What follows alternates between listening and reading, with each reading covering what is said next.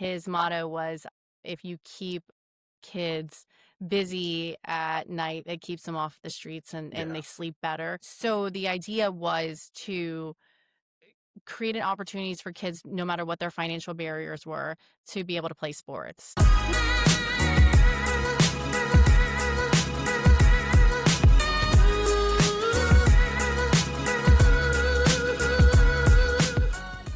Welcome to another episode of Grab Coffee with me, where great conversations and better coffee meet purpose and leadership.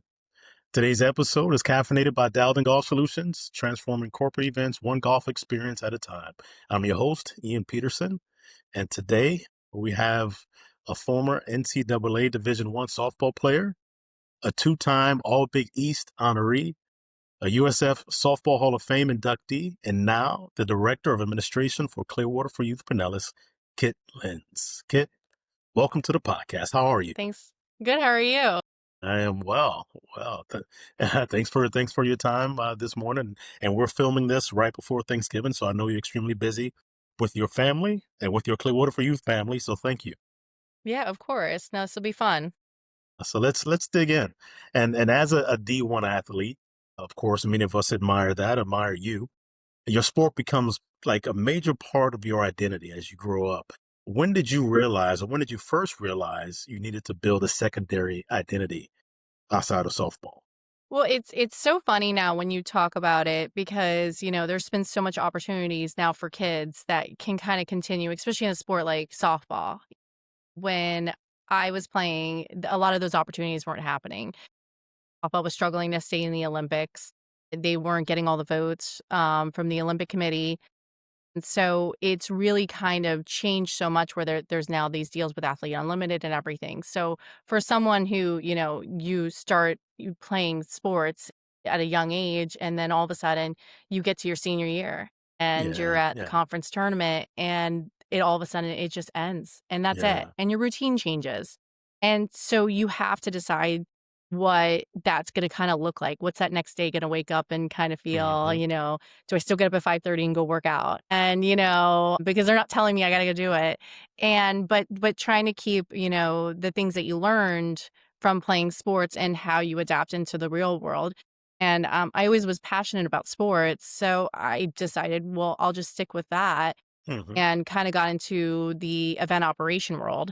And that's kind of really kind of filled my background of what I've been doing the last, however long it's been now. And yeah. it's really been, enjoyable in that sense.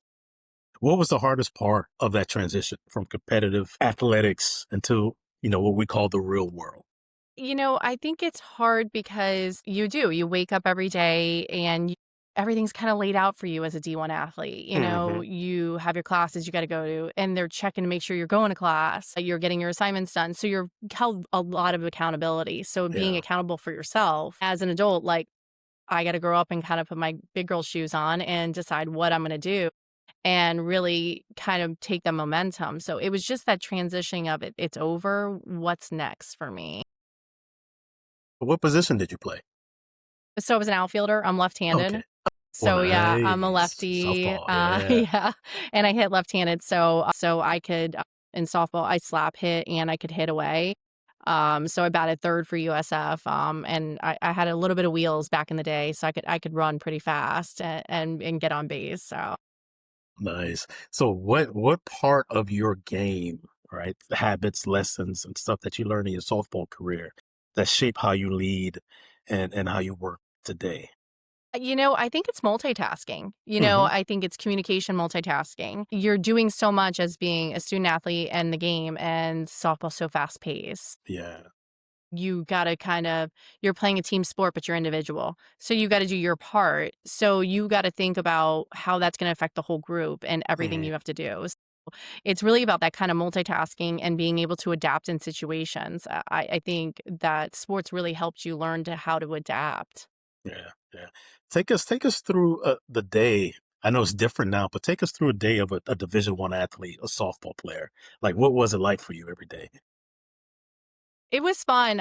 I mean, Hmm. I was really fortunate to play at USF, so, Yeah. it wasn't cold, but, you would, get up just normal day. Typically, depending on what day of the week it was, you had weights, depending on how many classes you had that day and what you needed to go to, physical therapy treatments, dealt with, on and off injuries throughout my career, but treatments, study hall, Yeah. but so everything was really kinda laid out for you, and then Hmm. I was one of those ones that always wanted to be in the cages hitting. Yeah. So Yeah. anytime there were free time and I was having downtime, I was pretty much in the cages hitting with one of my best friends. Her and I would just go and just kinda play around with ideas of different things that we could do with our game because she batted second and I batted third, so we would constantly just kind of play off of each other. So it was really, our time together that we would try to figure things out. And I think that's what made us so successful as kind of a duo together because we were constantly working on like how can we be better? What can we be doing better? Yeah. I wasn't allowed to watch film. My coach always said that he didn't need me to get in my head. He just needed me to play and just be me. Okay. So I like that. I like that. Hey, that is a first. Don't watch film. Just be yourself. I like yeah, that. I know. When I would show up to go watch film, he's like, "You're batting 400. You need to leave. Yeah. Yeah. Like, Yeah. Yeah. you Nice. don't need to be up here critiquing yourself. You need Yeah. to go Yeah. play." Yeah. Not too many people can say they batted 400. So whatever you were doing, it was working. Now, how would you compare that? Like, what is your day like now? I know you're super busy. I've been at some of your events. Very impressive. Always a great time. But you are the director of administration, and that covers a lot. So Mhm. what is your days like now?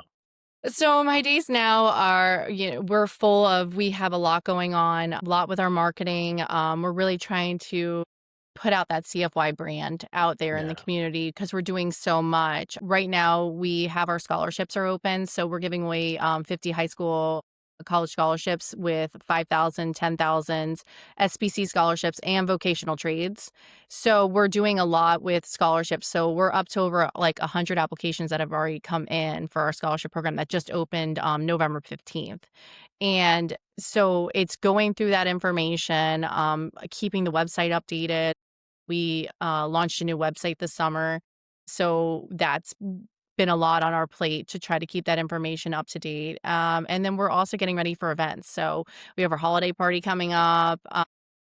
And that's a good time for us to get with our board as well as donors, kind of that CFY circle and really promoting, as well as we have two breakfasts at the ballparks that we celebrate the scholarship kids when that ends. So it's a lot of just preparation, getting ready for things that are coming up, marketing, social media. We're really been trying to do a great job with getting our social media presence out there for CFY. And that's really grown over the last few months with our staff. So I always joke that every day is a new day and Yeah. something's going to come our way. And we have to be ready to adapt and adjust and multitask and, see what we can do next. Yeah. So let's back up a little. What is Clearwater for Youth Pinellas and its mission? Yeah, so CFY used to be branded Clearwater for Youth. Been around since 1970. It was founded by Fred Fisher, who was a philanthropist in the area. Went to the University of Florida. He was big into the financial world and wanted to do more in the community. His motto was, "If you keep kids busy at night, it keeps them off the streets and they sleep better." So the idea was to created opportunities for kids, no matter what their financial barriers were, to be able to play sports. So, what that has evolved to for CFY now in 2025 is that we have grown in the sense that we're doing more in athletics. We're supporting more programs. We're supporting around 50 different programs throughout Pinellas County. We used to just serve just Clearwater area. Now we're supporting all the way down to St. Pete's. We did a really big initiative this year with really pushing for St. Pete and getting those programs because there's so much need out there. And that's supporting youth athletic registrations so that no matter what the kids' financial barriers, they are able to play a sport. That is safety equipment. So helping programs with shoulder pads, helmets Yeah. for football programs, cheer uniforms, you kind of name it, as well as we have travel assistance for competitive programs. So if there's competitive programs out there that are 501c3s, they can apply for grants for kids that might not be able to have the opportunity to play on a competitive program. And then we help with their travel expenses so they can go to certain tournaments. So there's a lot of opportunities with that. We have a facility enhancement grant where we do a third with the program raising the money as well as the community. So say they're looking to do new batting tunnels Yeah. and they raise a third, they get the city partner to do a third, and then we'll meet a third and help them improve their, batting tunnels. So there's just a lot of different opportunities when it comes to the youth part. And then we've added, we have our college scholarships that we're actively working on where we're up to 50. Hmm. Back in, I was at 21, they were at 16 was the Wow. number. So yeah, 50 this year. Last year we did 39. Wow. But, we dream big over here and, Yeah. really wanna make an impact on the community. We had over 350 applications last year apply for Pinellas County students. So there's just a lot of need out there to really support the community. And then we also have a water safety program that we added in 22 where we go into, elementary school programs that are Title I schools, and we help bus kids from their PE hour to a local community pool to get water safety lessons. So these aren't swim lessons, these are water safety lessons to Hmm. really help the kindergarten through 2nd grade. Those are the kids that are the most prone for drowning in the area, and with us living around all this water Yeah. and hearing about the drowning in the areas, it's become really kind of a big impact. And we named it after Fred Fisher, who unfortunately passed away in 23. He was a big advocate for water safety in the area and had it impact his family. And so we really want to make sure that that stays forefront as well too. So those are kind of our three core areas of what we serve. Right. So I know you have some very touching stories as far as the impact, but what's that one moment or story that showed you firsthand how meaningful this work and this organization is? Yeah, there's so many, as we're going through scholarships right now, scholarships are really big on what we're doing. And so last year, we're doing our scholarships, and actually one of the girls who ended up getting a scholarships, and everything is voted by a committee. The committee doesn't know the kids' names. So they're just reading essays and the kids' applications, and then they're letting us know, and we're going through a voting process of the kids of who's got the most votes and points, and then they get assigned based off of their criteria is what scholarship they're gonna get. One of the kids who got one of the Philly scholarships this past year, it's in honor of David Montgomery. She was a softball player from Clearwater High, and I actually worked at a sports bar with her mom when I was in college. So, her mom actually hired me to come waitress when I was in, summer job, trying to work between, it wasn't in season yet, and so Hmm. I wanted time to go work somewhere. She hired me, never had any type of experience to waitress before, and, I remember she was pregnant with her daughter, and they would have watch parties at the restaurant when some of our games would be broadcasted, which wasn't very big back then. This Yeah. is when Bright Oh, House yeah. Sport Networks was still around, and, CBS Sport Network. And so they would have watch parties, and she would tell her daughter about me. Hmm. And after the fact, and we haven't seen each other since I worked there, and her daughter got one of the scholarships. So it was just kind of one of those moments that was like a full circle Full moment where, circle. yeah, that she, it impacted kind of me personally. And then we just did a drop in at one of our football programs with Coach John Gruden, Hmm. and we don't tell the program that we were coming out with coach. We just showed up with him, and all of a sudden you see the coaches and the kids like, "Is that who we think it is?" Yeah. And he comes down and starts talking to the kids, and he's got such a great personality that it was so fun, and, you left there and you're like, "I'm amped up." Like, I hope these kids are just as amped up as me. But, coach has had a relationship with us for years. We brought him out to programs before, and it just is really unique to see that he understands that mission of what youth sports really means to the community. And, really, no matter what you're playing, if it's football and cheer, if it's baseball, if it's golf, there's something for everybody, but just giving the kids the opportunity to play those sports. And that's what it's all about. It's about creating that opportunity. There will be people listening to this podcast wondering how can their organization get involved with Clearwater for Youth or CFY. How do they do that? They can just reach out to us. We have a great team over here at CFY. They can message us through social media. They can message us through our website. Check out our amazing website that we just redid, that we're Nice constantly plug. working Nice on. plug. Love it. Yes, it's Yeah. great. Really user friendly, but just kind of see the impact that we're doing in the community and see if it's something that you want to be involved in. And if you want to learn more, just, reach out to events at cfypinellas.org. Yeah. Great. So, how does your mindset as a former D1 athlete show up in your leadership style every day? My mindset. I think for me, it's just leading by example, being a team player, it's really just showing that you can multitask multiple things. Everything's always evolving and just being able to adapt. And I think communication is such a big piece in everything that we do. I think with the way that the world is today, just always reminding yourself that communication goes a long way. Picking up the phone goes a long way. Having those face to face conversations really go a long way. And for us, that's why we do the events that we do is because we like to be out in front. We like to see our people and, show our appreciation, but also show our support of what we're doing for the community and thanking them for what we're doing for the community too. And we have a good time too at our events. It's nice. Now, what is something in your professional career or your professional life that no matter the amount of athletic training could have prepared you for? Like, what was something? I'd say technology. Really, we Great were talking answer. about this before. Yeah, yeah, yeah. Great answer. Technology has evolved so much. And you get into this world of you constantly have to adapt and adjust to what's going on. And you either have those skills to understand it a little bit better and evolve yourself, or you're just kind of fall behind.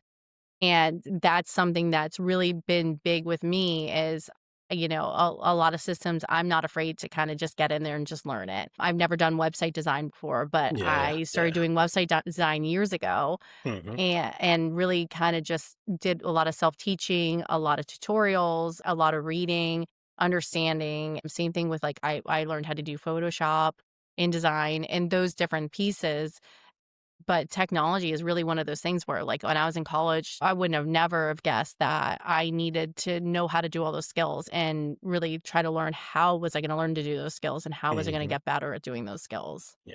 The world has indeed It really changed. does. Yes. So, what excites you most? Whether it's personally or with CFY, what excites you the most looking ahead? I think it's just the growth and just the Yeah. impact that we're doing in the community. We talk about what we're trying to do in the community and what we're trying to expand into new areas with our expansion down into St. Pete and everything. But I think that it's really just that growth of trying to reach more programs that don't even realize that they need support and taking that number from 50 and making it higher. There's so Yeah. many other areas that we're looking to get more involved with and different sports that we probably haven't even been involved with yet. We just had a new karate program come about, and Nice. that's exciting because it's going to impact so many kids in their community. And that's really the big thing is that community piece, getting out there in the community, getting, leaders that want to be involved in what we do at CFY, but also getting to those programs. Because when we think about these programs and what's so exciting about it is you talk about these programs, but it's these coaches and these Hmm. volunteers that are out there with these kids day in and day out, giving their time, and they care so much about the kids. And they're Yeah. not getting paid to do this, but they're looking at where they can get resources to help impact the kids. And that's where we come in, is to help those coaches so that they can help those kids in their community and see those kids better themselves and become something someday as well. Yeah. Now, this is a podcast about conversations over coffee, and I forgot to talk about coffee at the beginning. All right. So, and I We have jumped some drip. ahead. Yeah. I just really wanted to get into it, but I'm just having some drip coffee. I'm actually filming this from my house today. Some Murph Coffee Company. They're out of Spring Hill, Florida. But what about you? What is your go-to coffee? So my go-to, I love Christmas time, so this is like my time of year for coffee. So I'm a peppermint mocha kind of person. Oh, okay. All right. Yeah, so Nice. I really gives me like that Christmas feel and it just Hmm. makes everything just kind of gives you like a warm hug. Yeah. Yeah. Good choice. Good choice. Do you have a favorite coffee memory? Is it around the holidays? You know what? It's so with my career and what I've done, and I used Hmm. to travel a lot. So I worked for Ironman, and we used Yeah. to have to travel for events. I worked for Visit St. Clearwater for the Sports Commission, and so I would have to go to different trade shows or meet with different event people throughout the country.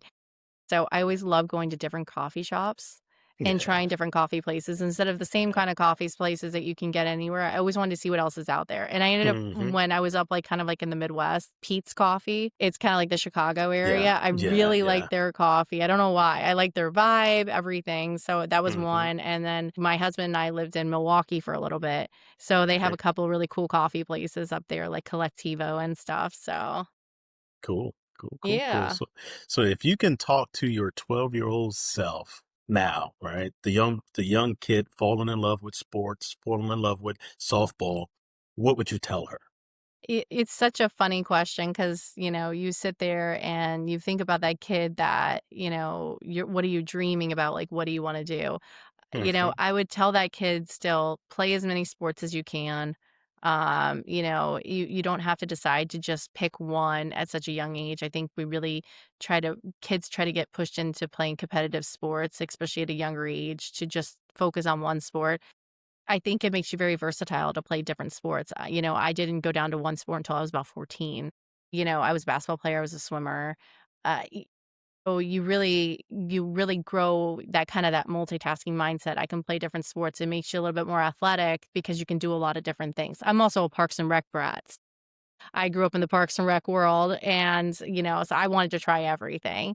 But I would tell that kid just to kinda still have fun, play as many sports as you could. Life is hard as you get older, but, hard things make you really have a personality and really kinda make you grow. Yeah. And, you're gonna take some hits, but you just gotta kinda stay in there and it will, eventually work itself out. Yeah. Yeah. I thought you was gonna say, to young kid, don't watch film, just go play. I know, right? I would have never I thought that love as that a kid. story. Yeah, yeah. He I did. love I that remember him I story. remember Yeah. him telling me to get out, to Yeah, leave, like, yeah, to please don't yeah, watch the film. You don't need to see yeah, yourself hit again. yeah. You're That is doing that's great. Get out of yeah, here. So I was like, "But why am I not allowed to be here?" kinda thing. yeah, Fine, I'm gonna go yeah, to the cages. yeah. Great. Well, kid, thank you. Thanks for joining me for a virtual cup of coffee. And to my audience, thank you for listening to another episode of Grab Coffee with me, caffeinated by Dowden Golf Solutions. And if you like this episode, don't forget to like, share, subscribe on YouTube so you don't miss what's brewing next. Until next time, keep your coffee strong and your conversations meaningful.